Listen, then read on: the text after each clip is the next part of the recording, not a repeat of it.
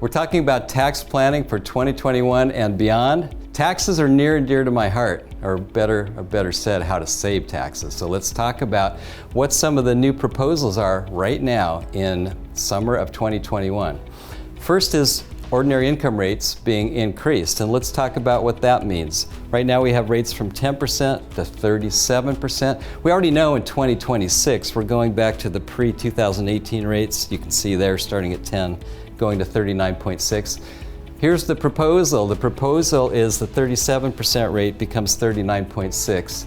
That would be effective January 1st, 2022, if the current bill goes through. Then there's talk about increasing capital gains taxes. There's a 0% capital gain rate, 15%, 20% rate, depending upon your income levels. So what the change would be is if your income is above $1 million, capital gains would be taxed at 39.6 ordinary income rate. Not the 20% rate, but the 39.6. Capital gain rates could double if that passes, and that could even be retroactive to April of 2021. We'll have to see. Also, there's some big changes potentially in estate taxes. There's been talk about no step up in basis. There's been talk about reducing the estate tax exemption. What's currently in the proposal right now is that for all estates that have more than $1 million of gain, the beneficiary or the trust that receives the asset will have to pay taxes on that as if that asset were sold on the date of your death, which would create a lot of hardship to a lot of people. Corporate income taxes. That may go from 21 to 28%, which seems like no big deal until you realize we're going to pay for that because that means higher prices for goods and services. Okay, enough about that. Let's talk about what we actually know you can do, what's current law. And I think it's important to understand there are 3 pools where you can hold your money. There's a tax-free pool, that would be like a Roth IRA. Money comes out of that tax-free. Taxable would be non-retirement account. You hold an asset for more than a year, sell it, you get a special capital gains rate, as I talked about. And tax deferred, well, that's going to be like your IRA, your 401k, your 403b. Money coming out of here is all taxed at ordinary income rates, the highest of rates. So what we'd like to do is get more money up here, tax-free. A couple ways to do that. You can take money out here.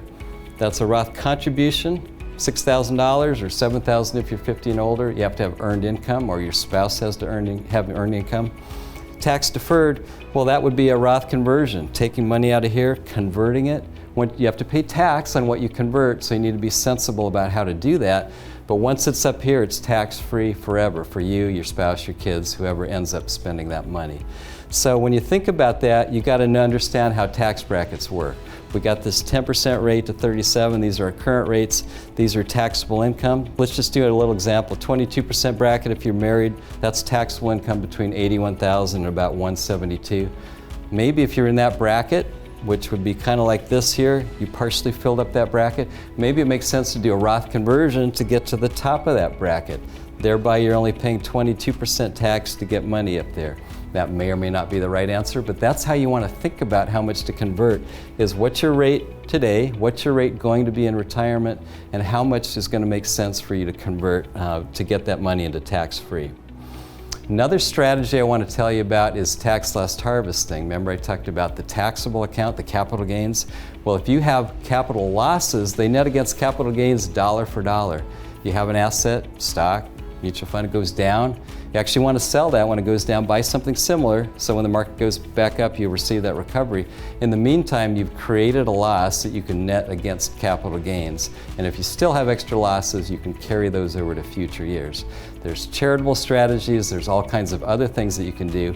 But to get more information from that, contact Pure Financial for our tax reduction analysis. No cost, no obligation. Or you can also come in for a free financial assessment. We'd love to chat with you and see what strategies are going to make the most sense for you.